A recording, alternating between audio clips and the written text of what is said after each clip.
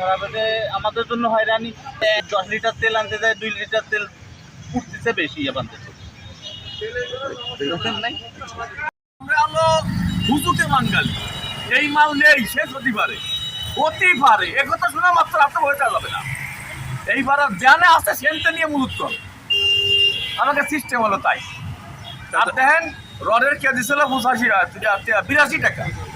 আমি তো 7 ঘন্টাকে বিল্ডিং এর কাজ করি, আজকে রড কিনতে গেছি বাড়িওয়ালার সাথে নিয়ে, আজকে হলো 95 টাকা বলেন, অথচ মাল কিন্তু ঘরে রয়েছে। তাহলে এই মালের দাম বাড়লো কি বলেন?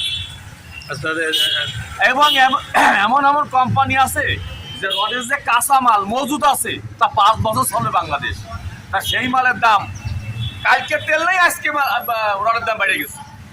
প্রত্যেকটা ঘরে খোঁজ নেন, আসলে দেশে দেখার কেউ নাই। তাহলে এখন কি তেলের সংকট আছে কি নাই? কোনো সংকট নেই, কিসের সংকট? ওই যে কালকে 15,000 চলে যাচ্ছে, সংকটটা আমায় তেল লাগবে মোবাইলে সার্ভিসিং এর দোকানে শপিং কমপ্লেক্স মোবাইল সারানোর জন্য তেল লাগবে।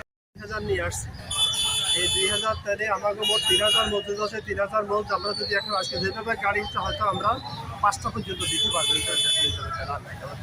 শুধু আমাদের অফিসের জন্য আমরা 600 লিটার তেল রেখেছি। 600-র মধ্যে 200 আমাকে রিজার্ভ থাকে, 250 বাদ দিলে আর ধরেন আমাদের 350 থাকবে। এটা হলো অফিস, শুধুমাত্র অফিস। অফিস বলতে আমাদের সিটি কর্পোরেশন আর ময়লা আবর্জনা যখন আমাদের পরিষ্কার হয় তখন আমরা সেবামূলক কাজ করি। এটা প্রত্যেকবার আমাদের 300 লিটার এটা আলাদা। আপনারা প্রতিদিন কত লিটার পান? প্রতিদিন আমরা আজকে পাইছি 2000 লিটার মাত্র পেট্রোল, আর অকটেন পাইছি 3000, ডিজেল পাইছি 3000। যেখানে আমাদের ডিজেলের চাহিদা হয়েছে প্রায় 9000 লিটার, সেখানে আমরা পাইছি 3000। অকটেন আছে আমাদের 4000 লিটার দাম, সেখানে আমরা পাইছি 3000, মাত্র 3000। এইটা ডিপো থেকে কি বলতেছে? ডিপো থেকে বলতেছে এইভাবে রেশনিং সিস্টেম যা যখন সরকার থেকে নির্ধারণ হবে সেটা আপনারা পাবেন। এটা সিজন থেকে নির্ধারিত হয়, রেশনিং সিস্টেম করে প্রত্যেকদিন পাম্পে বিভিন্ন পাম্পে ঘুরে এজেন্সি সহ দেয়। এই হচ্ছে সিস্টেম। এখানে তো যে মোটর সাইকেলে 2 লিটার দেওয়ার কথা, কিন্তু 200 টাকা দেওয়া হচ্ছে, এটা কেন? 200 টাকা দেওয়া হচ্ছে 2 লিটার, এখানে 116 টাকা লিটার, 232 টাকা এখন খুচরা কেউ দিতে পারতেছে না। এই একটা জামাল এখন 2 নম্বর, যেখানে 200 টাকা দিলে অনেকগুলি ধরেন 1 মিনিটে 3টা-4টা মোটর সাইকেল দেওয়া যায়। আর যখন আমরা 2 লিটার দিতে যাবো তখন ওই খুচরার জন্য 1টা বা 2টা গাড়ি দেওয়া যায়, গাড়ি দেওয়া যায়। সেই জন্য আমাদের সুবিধার জন্য আমরা এটা করি ফেলেছি। তোমার বোতলও তো দেওয়া নিষেধ আছে, কিন্তু আপনার যে দেখলাম বোতল দিচ্ছে, অনেকের 50 টাকা দিচ্ছে শুধু জেনারেটর। যাদের এই যে সিটি আমার হাতে আপনি দেখেন, এই সিটি আছে, সিটি ওয়াইজ একটা হাসপাতাল আছে, এই দেখেন সন্ধানী ক্লিনিক, তারা চাইছে 50 লিটার, দিছি মাত্র ডিজেল 10 লিটার।